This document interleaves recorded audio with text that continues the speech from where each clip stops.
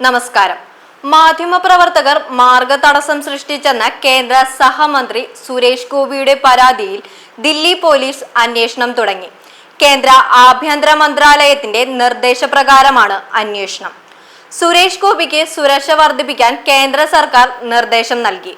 മന്ത്രിക്കും സ്റ്റാഫുകൾക്കും നേരെ കയ്യേറ്റ ശ്രമം ഉണ്ടായെന്ന് സുരേഷ് ഗോപിയുടെ ഓഫീസ് അറിയിച്ചിരുന്നു.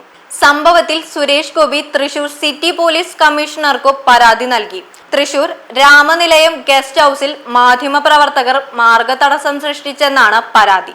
സുരക്ഷാ ഉദ്യോഗസ്ഥന്റെ ഔദ്യോഗിക കൃത്യനിർവഹണം തടസ്സപ്പെടുത്തിയെന്നും പരാതിയിലുണ്ട്.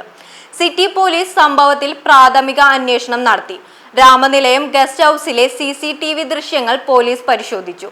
അതേസമയം സംഭവത്തിൽ അനിൽ അക്കരെ MLA പരാതിയിലും അന്വേഷണം ആരംഭിച്ചു. മുകേഷിന്റെ രാജിയുമായി ബന്ധപ്പെട്ട് പ്രതികരണമാരാഞ്ഞ മാധ്യമപ്രവർത്തകനെ പിടിച്ചു തള്ളിയെന്നാണ് മന്ത്രിക്കെതിരായ ആരോപണം. News desk Bharathabhoomi.